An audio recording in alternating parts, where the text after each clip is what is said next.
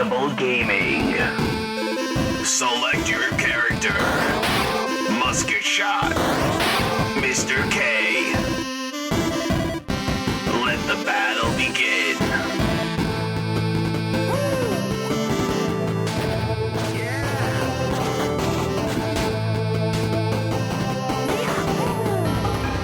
Get ready for a battle unknown. 3, 2, 1. Hello and welcome to Indestructible Gaming and More. I'm Musketshot. Alongside me is my co-host, Mr. K. Mr. K, hello. Welcome back, everyone, to a brand new episode. Yeah, and this one is about a game called Nobody Saves the World, and I mean nobody.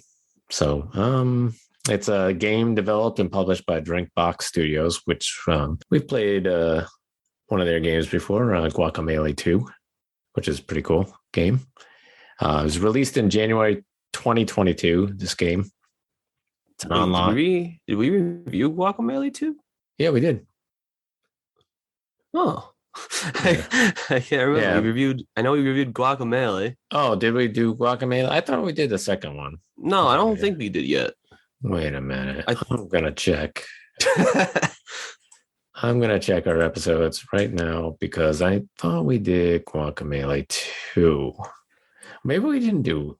No, because I don't remember playing it. I remember seeing it on Game Pass, but I never touched it. Maybe it wasn't on Game Pass. Maybe it was somewhere. Well, it was on. Oh, you know what? We played. That's why I'm thinking Guacamelee 2, but it was Guacamelee Super Turbo Champion Edition. Yeah, that's the first one. Yeah. Oh, okay. So I was thinking it was the second one because of just the way it was titled. But okay. Well, maybe if you guys are interested, we could do Guacamelee too. Yeah. So we've played that game from Drinkbox Studios. So this game, Nobody Saves the World, is an online co-op type game. It's an online multiplayer game. It's cross-platform as well. It's on Xbox and Steam. It's rated T for teen, and it's pretty good. It's got a fun. It's a fun game and got a lot of good color to it and stuff like that. But we'll get into that right after you kind of give a brief storyline as to what this game is all about. Well, to start, I guess you play as well. Nobody. That's not like it's a person. Their actual name is Nobody. And pretty much you have this magical wand that can transform you into different beings of sorts. And with these different beings give you different abilities to use on enemies.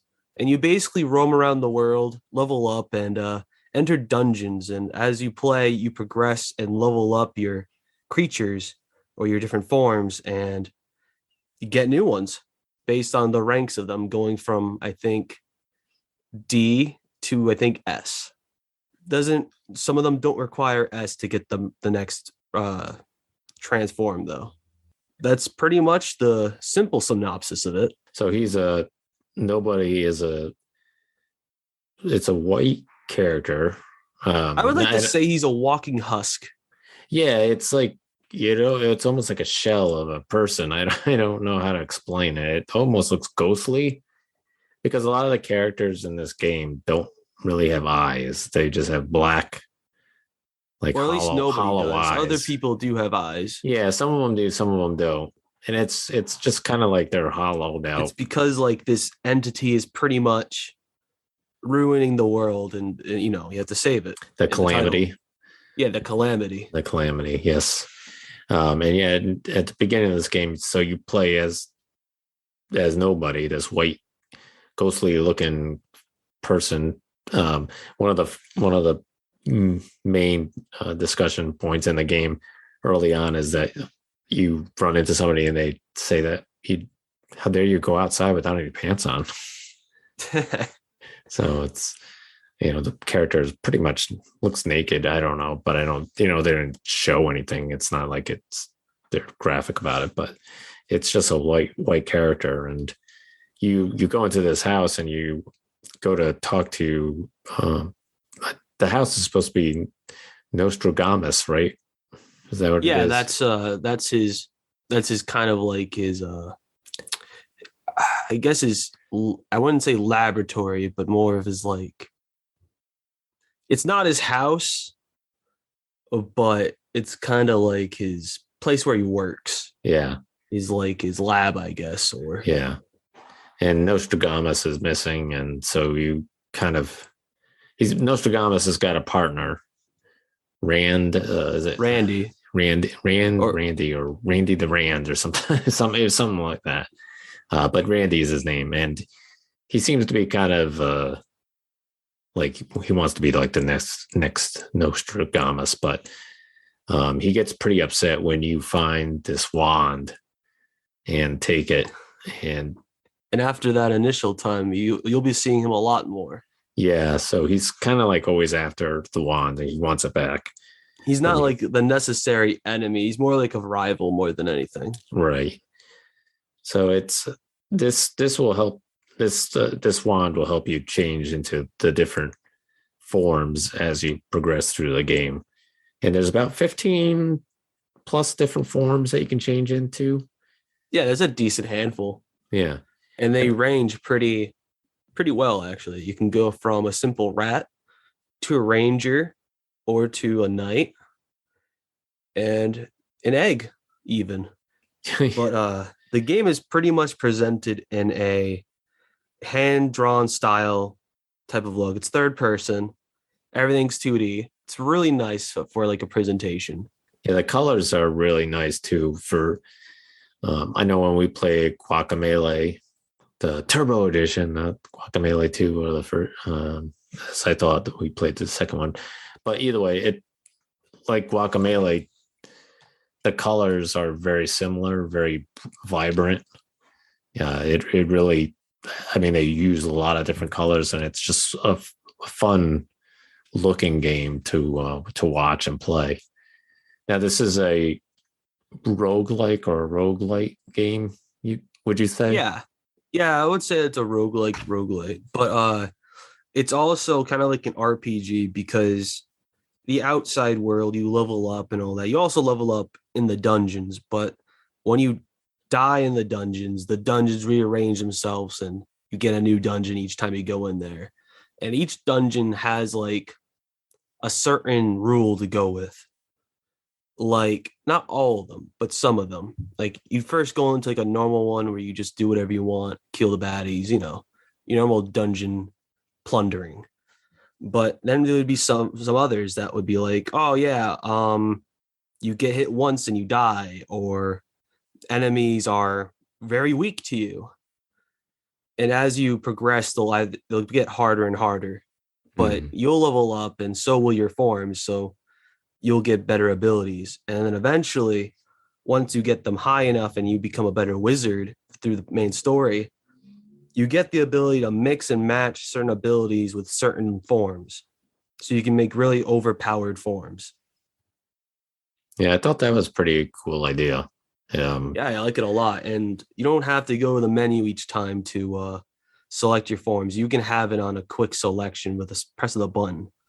You don't only have a certain selection of like 5 or 6, but if you're mix and matching, it really won't matter at that point. Right. And there's probably certain forms that you're going to like better than others that you'll probably stick with. Over some could be faster than others. Some can be more heftier in defense, and some will just be very, very healthy and have a lot more health than others. Yeah. Yeah, and you have to sometimes switch out the forms because some dungeons you go into, the bad guys, you can hit them and nothing happens to them, so you have to switch to a different form to actually hurt those bad guys. Basically each attack has like a certain element to it, and when you hit them, it kind of makes them lose their shield. But at first, it's going to be the forms. But once you unlock the abilities, it's then the abilities you have to be aware of. Right. Which makes it a lot easier. But some dungeons are more like obstacle courses where they have you play as a certain form to get through. Yeah. So yeah. Get ready for that. Yeah. Like early on, you have to play as a rat to kind of get to what you need what you need to get done. But then you can go into some of these dungeons and play as a certain form, but it may or may not be the form you want to stay at throughout the whole dungeon. Maybe it's good for early on a certain part of it, and you have to switch. So I found myself at the end of the game not really switching that much, going between maybe 2 or 3 because I can mix and match really powerful ones. So yeah, I didn't really like the horse one that much. There was one form that's a horse. Wasn't really fond of that one, but other than that, I think some of the other forms were pretty good. Horse. I thought he had really good knockback. Well, he has like a back kick and stuff like that. Yeah, he kicks from the back, and basically, if you slam people up against the walls with the kick, it does more damage than you initially kicking them. Yeah, which I had a lot of fun using in close quarters, especially with or at least maybe I'm wrong. Maybe I'm so used to having knockback on creatures. Maybe it didn't have knockback. I could be mistaken. I played a lot of that game, so it's kind of blending together. Yeah. But this one, it's a fun game though. It has the music's pretty good in it too. I like the music. And it has online co-op. So which is cool. Yeah, if you want to play with a friend, go for it. Yeah, cross-platform is good also too. And there's not too many games that do that, so it's pretty neat. And I think this is one of those games too where, if you're playing multiplayer, it'd probably be a lot of fun traveling through some of the dungeons and changing the forms and stuff like that. You can have 2 different forms going. One person has one form, one person has the other. So that's pretty neat. Yeah, and I love all the designs of the characters and the world itself. Yeah. It kind of reminds me of like Ren and Stimpy or something like that. And even the creators have said that when they first revealed the game. Oh, really? Yeah, because I really liked that art style. So it kind of is like a reminiscence of that. Yeah. Yeah, what was I going to say? The characters are pretty interesting. They don't really, they talk. There's like subtitles, but they kind of just talk gibberish for the most part. So you have to kind of read what they say, kind of like in Guacamelee when we played that too. But it doesn't. I don't think that takes away from the game. They don't really do a lot of talking, which again is. I think we mentioned that in Guacamelee too, and Guacamelee as well, that they didn't do a lot of talking, which was good, and it kind of moves the game along. Yeah, if anything, it's kind of like just babble. Yeah, exactly. It's kind of like Lego Star Wars or something like that. Like, yeah, that's pretty much all you get. Yeah, it's really funny to hear some characters. Yeah, exactly. So especially Randy. Yeah. But I think this is a pretty cool game. There's I thought it was a lot of fun to play. I'm not huge into roguelike games, but I thought it was pretty fun because even if you have to go into some of the dungeons multiple times, the fact that it changes and stuff is pretty good. And then you can buy different things to improve your character. And plus, there's a lot of different quests that you do. Once you finish those, you get stars to unlock certain things, and there's all kinds of like money and jewels and things throughout the game that you can. Stars will pretty much upgrade like certain aspects of abilities for your creatures and yourself. Yeah, and it'll upgrade like how good their moves are or like what they do. It doesn't really change the main function of the move, but more of like the effect of the move. Yeah. So like say if I upgrade the horse's kick, it would probably do greater damage or maybe better like range. But that's what the stars do. And when you level up your creatures, you do that by also doing quests, which you just get naturally by playing as them. The more you do, the more stars you get, and you also get more creatures that way. So it's very good that you level them up the best you can. And the stars are very useful because they unlock the boss areas in the game, which are also very fun to do. Yeah, and some of the boss areas can be pretty challenging, but I thought some of them weren't too bad. Depends on where you are, how far you are into the game. I guess obviously as you get closer to the end of it, it probably gets a lot harder, right? Oh yeah. Yeah. But it's not bad because what I did was basically just level up my creatures every time to like the max before I hit a really hard dungeon. So it was kind of even. Right. So you can go back into a lot of other dungeons, beat up other you can just replay them. Weaker bad guys and level up your character to the point where you can do that. That's one of the good things about like with this game is that you can go back to a lot of those prior dungeons and do all that stuff. So that's you can also do like you can do side quests as well from some of the NPCs that they give you, as well as killing some baddies in the and that's what the words they use, baddies. Yeah. You kill baddies in the overworld as well because they do show up there. Right. And there are puzzles. There are puzzles to this game, which I do like a lot. Yeah. Like some characters will be resistant to poison. You have to go through the poison clouds. Or some characters will have to burn trees. So you have to burn the trees. It's simple, but it's really effective for gameplay purposes.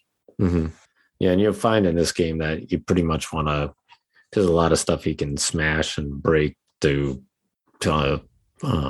get money, jewels, and other stuff like that. Stuff that I found myself just trying to smash everything.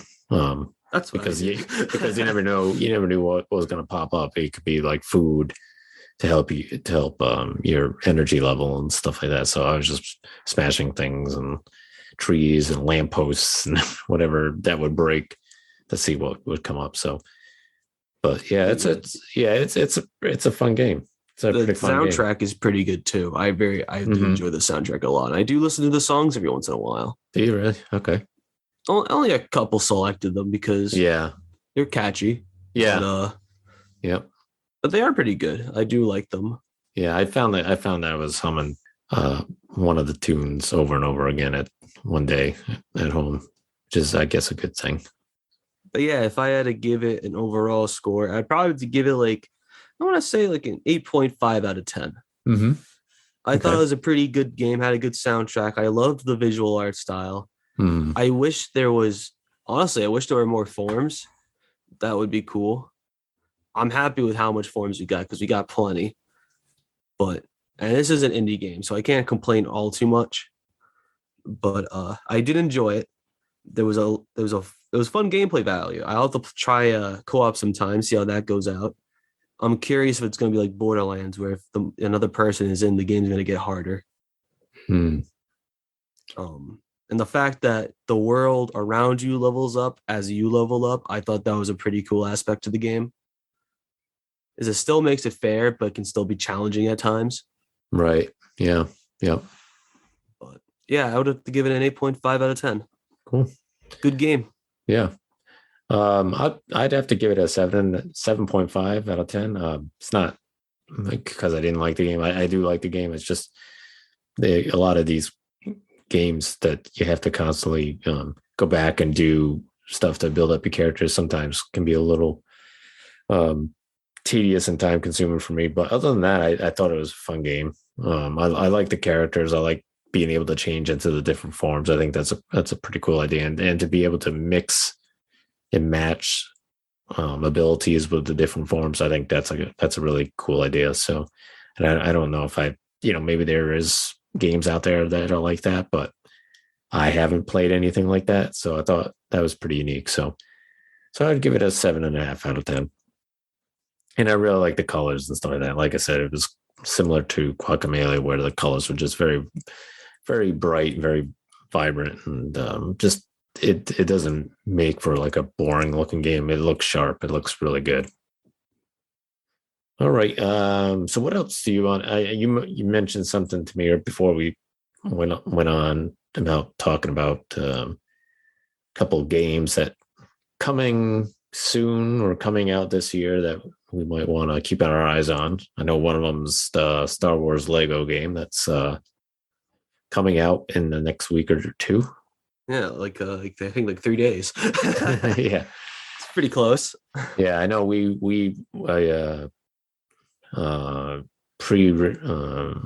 what was it? What's the word I'm looking for? Pre-ordered it. Because my wife is very big into the Lego games, thinks they're pretty fun, and actually thinks this one looks really good, and it does look really good.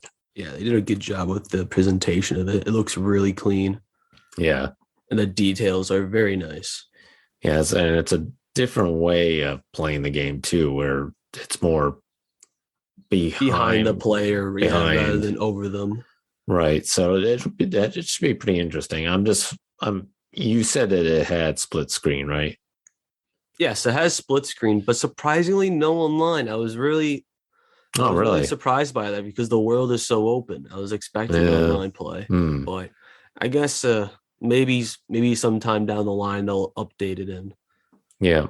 As hopefully. Well as maybe the fact that we don't have character creator either is maybe they might add that down the line too. Yeah. And you said that there's how many characters in this game? About like 400 and something. Holy moly. And that includes the DLC characters that are coming out for it, but still that's a lot of characters to unlock. Because if you've played these game for a while. Yeah, I know. Because if you've played these Lego games before, there's a lot to do to unlock these characters. I mean, you can play the storyline on some of those games pretty quickly, but then you have to go back to do a lot of the other stuff if you do the free, like kind of free roam type stuff, and to unlock all the other characters. And there's a lot sometimes, and so I can't imagine. 400 characters. That's crazy. It's cool too because apparently they said that as you play through the episodes, the world actually evolves around you to coincide with those episodes. So, and some things that would be levels you actually just experience by playing through the world. So I'm curious how that's going to be. Yeah. Yeah, it should be an interesting game. I'm looking forward to it.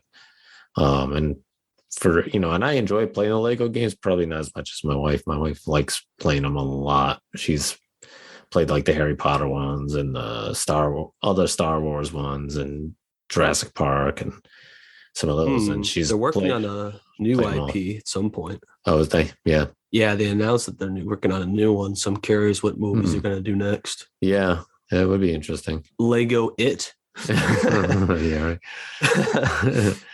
right. Another game that you mentioned coming out, and it's a open world game, is there's another like a Harry Potter type game. It's not Harry Potter, but it's in that world, you said. Yes, it looks really good by the looks of it. You play as your own character. I'm assuming there's character creator because they have custom characters in the trailer. And it's basically like a single player adventure game. It looks really cool. There's a bunch of spells you can use, and from the looks of it, from the trailer that was shown off from the PlayStation State of Play that they did for it, it seems like you can go evil because in one of the scenes they use a Vada. So I'm curious if you get to become an evil villain or if it's just part of the story and you have to do it. Right. But I guess we'll have to wait to find out.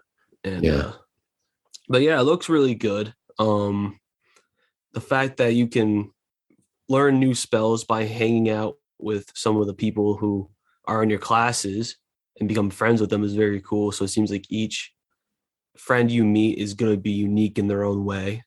And depending on the friendship, you'll learn new things out of it. That's cool. And the fact that you can also tame creatures and ride on them. They didn't say how many. They only showed a griffin. Yeah. And of course the broom, but that's not a creature. Right. But, I don't know how many creatures are going to be rideable, but it does look really good. And before anybody says anything, has nothing to do with JK. She's not included with this. This is its own thing, its own part of the world. Right. And it takes place during the 1800s. So you're not going to see any familiar characters. The only one that has managed to show up was Headless Nick. Yeah. Which really great inclusion. Yeah. So I'm curious if any other characters will show up that we might know. Yeah, there might be maybe a couple. Probably one or two. Yeah, I'm not as familiar with them as my wife is, but yeah, Yeah, I would say there's probably going to be a couple. I would think, right? Well, Headless Nick makes sense because he's dead, and Yeah, so and then and that's not coming out till maybe end of this year, right? yeah, it said it was coming out holiday 2022. 22. So yeah, so probably November, December, somewhere around there. Yeah. But either way, I'll probably pick it up just to see how it is. Oh yeah, I'm sure it's really good. I'm sure I will too. Because it does sound pretty interesting. And it looks really good too in terms of like graphics. Right. It's really pretty. Yeah. I just hope they have Quidditch because that would be really fun to play. Yeah, that would be kind of cool. I wonder if they will. Yeah. And then there's another game that you're looking forward to, and I know you got information into it or early on, and now you also did a Kickstarter with them is Frame Makers. Yes. So it's a game I've been looking to for a while. Yeah, so this is coming out this year at some point. Well, technically, possibly the early access is this year. Yeah. We don't know if the full release is this year. Yeah. So it might be next year, or maybe if they really feel like it, the year after. Yeah, right. Who knows? Depends on how their production goes. Yeah. So, but you'll be doing some testing and stuff like that. Yeah, some early gameplay. Beta testing, that type of stuff, hopefully, probably with them and others. So that's pretty cool. That's if they have co-op play, maybe me and you could do some gameplay and upload it somewhere. Yeah, exactly. Yeah, I think it looks pretty interesting. And that one is kind of similar to it's pretty much your Smash Brothers type thing. Super Smash Brothers from Nintendo, kind of like that kind of game. Where you have there's many others you could say that's like that. Slab City, Rivals of Aether. There's a lot that Brawlhalla. There's plenty of those kinds of games that can come into someone's mind. Right. But Frame seems like one of the ones I'm most interested in because it has a bunch of indie characters.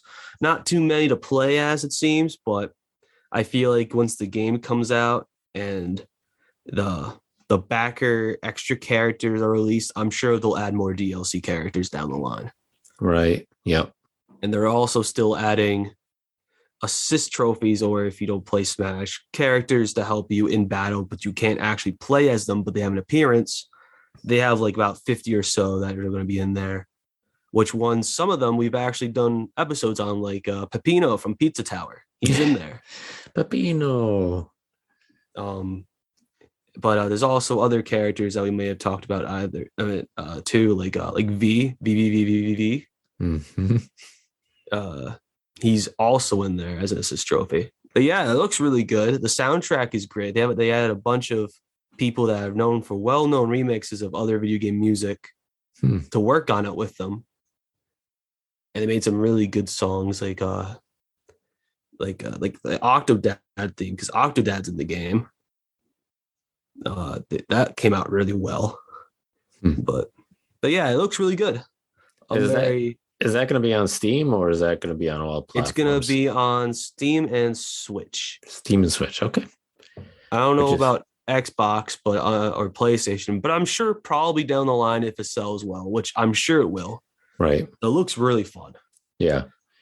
I think at the moment, it's going to be, there's like 8 or 10 characters in total, but as of right now, it's a decent bunch. Let me just double check that. Yeah. And then just to make sure. I mean, this is something that'll be good for you too, because this is, you already got Switch, but you're also going to have the Steam Deck as well at some point, hopefully this year. And then, so you could play it on the go anywhere, really, which is pretty cool. And the other cool thing about this game is that they have free tools, which is basically a thing where you can make your own characters and their own fighting style, which from the looks of it, I'm going to have a time doing. Yeah, right. It's going to be very hard, but I'm sure it would be really good to do and really fun. Yeah. Who knows? We can put Merm in the game and yeah, have him exactly. do some action. Yeah, exactly. Let me make sure I have this right. I'm looking at the That there's that their their goals latest for update. their. Yeah, I'm looking at because their goals. I know that they were it So depended on the 40, I was goal. wrong. It was 40 guest assists. That's what it was. Oh, okay. Wow, that's a Which lot. is still a decent amount. Yeah, that is. That's a lot. And they only revealed like a good quarter of it too. So Yeah, and when you would say guest assist, you mean kind of like the Marvel um fighting, like I Marvel said, versus like they come Capcom in, game. but you can't play as them, but they help to the battle. They count. Yeah. And they help your aid. Okay, so not either like by that Marvel hurting or ones. just adding something to the stage that hurts Okay, them. so you don't control them; they just kind of jump in and do some kind of thing to help your character, and then jump out. What type of thing? Yeah. Okay. I was thinking it was similar to like the Marvel versus Capcom ones, but it doesn't sound like that's the case because Marvel versus Capcom ones, you can kind of control those players as they come in and do things. But okay, that's interesting. Well, it sounds like a lot. That's a lot for that for an indie game. Oh no, I was right. It was 50. Wow. I didn't scroll down long enough. Yeah. Well. But yeah. So it seems like 9 characters will be in the game. From what we know. Yeah. They could be reading this wrong and there could be 10, but it doesn't seem like it.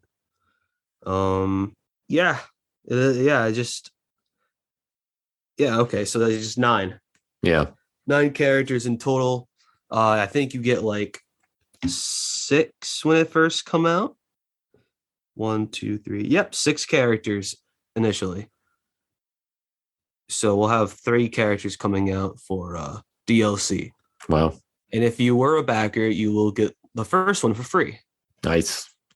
So whoever that is, I'm excited to see. And I'm excited to see who the other 2 are. Yeah. But your main roster is Toro from Downwell. We need to talk about that one at some point. Orcane from Rouse of Aether. Ultra Fish Bujin 3000 from Slap City. The Watcher from Slay the Spire. Something we also need to talk about at some point. Really fun game. Of course, Octodad from, Octodad. And Commander Video from the Bit Trip Runner series. All pretty known. I mean, yeah. I don't know how many people play Slay the Spire, but if you haven't, highly recommend it. Really fun, difficult roguelike card game. Oh, I was gonna say, I think isn't that a card game? Yeah, it's a card game. It's really fun though. Yeah, I recommend it. Okay, but yeah, that's and the animations that they've done is really good. And if you want, I could go over the lineup assists right now that were shown. Which I don't know all of them, but there's don't quote me if I'm saying these wrong because I could butcher these names. Ain from Renane. I feel like I'm already butchering.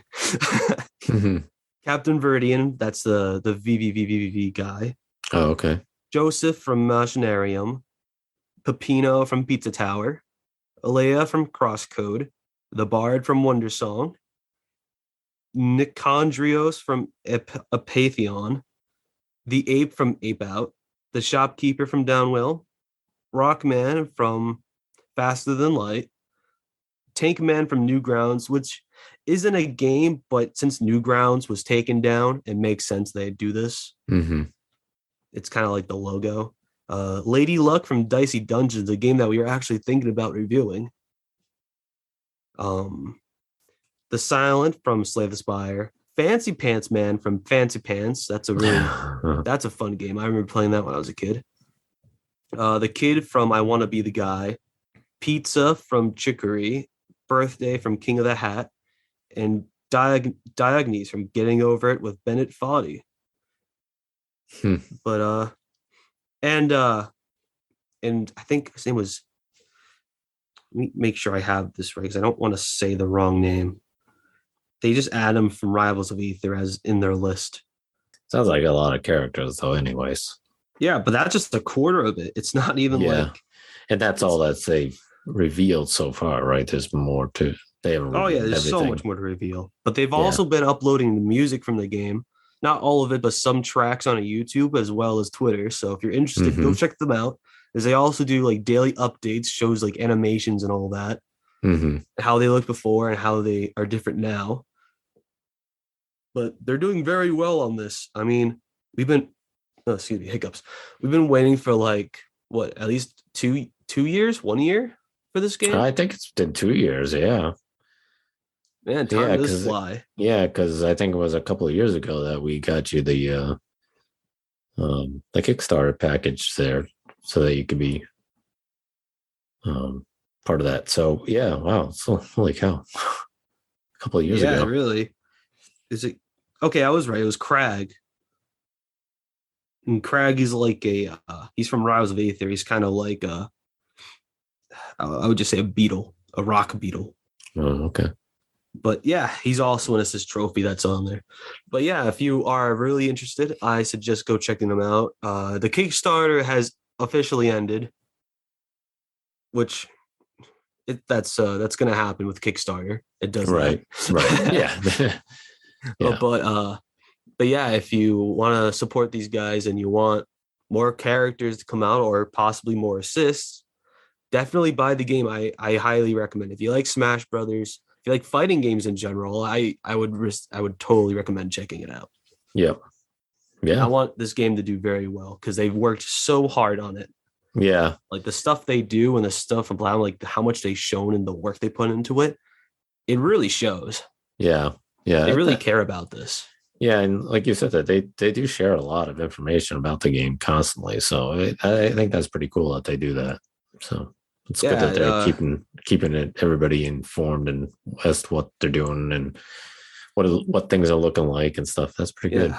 And it's funny how we go from indie pogo to this. Yeah, I know, right? Because one indie fighter to another indie fighter. Yeah, and Indie Pogo was fun too. That had a lot of characters too. So that was a little different than Smash, but this is more traditional Smash, which I feel like I do better with. Yeah, exactly. I'm not saying Indie Pogo was bad at all. I just right.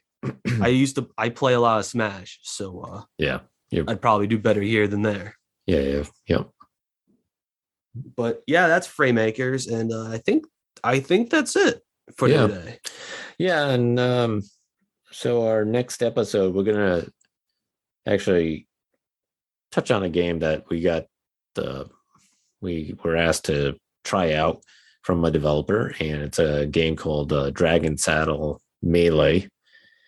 It's on Steam, so we're gonna give that a shot and see how that is. Based on the first looks of it, it looks kind of old school. Kind of reminds me, based on the look of it, also of the game Joust from back in the 80s. So we'll see how that is. See how it's a multiplayer game.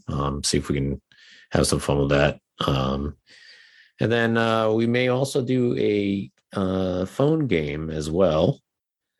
And what's the name of that game called? Kyle is Famous. Kyle's Famous. That's right. I don't know why I had a hard time to remember that one. I should remember that. But I know that's on Steam as a demo too, and I downloaded the demo. I haven't tried it yet. I will try the demo on Steam, see how it is, but also try it on the phone. Sometimes phone games play a lot differently than on Steam. I would say it's not really much of a difference. I'd say it's more of a preference of how you want to play. How you want to play it. Okay. Yeah. But we're doing those things next time. I don't know if are we making Kyle's Famous part of the same episode as? We may. It depends, I think, on how much time and play there is in Dragon Saddle Melee. So if we feel like we want to do a combined episode, then we will. If not, then we'll break it up into two separate episodes. But we might be able to do two games in one episode. We've done that before.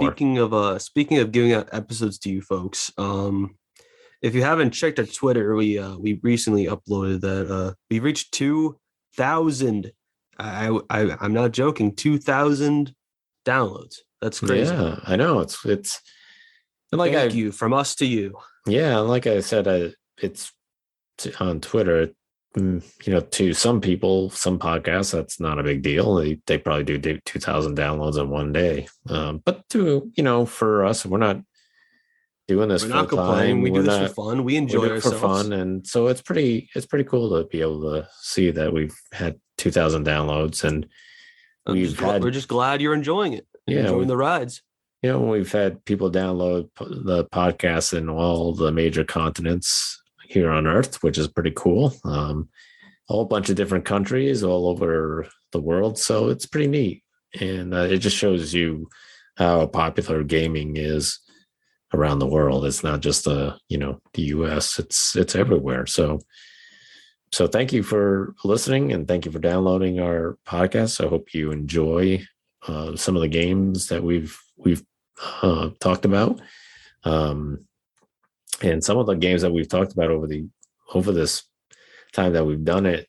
Some of them are kind of relatively unknown or small games, and I look at how many downloads there are for some of those, and I'm like, wow, I can't look at how many downloads are for this game or that game. And it's like, it's kind of funny because there's obviously some kind of interest on either the title of the game or something draws people to that download and wants to know what the heck this game is about. So I think it's pretty cool. And so looking forward to hitting 3,000 maybe some point down the road.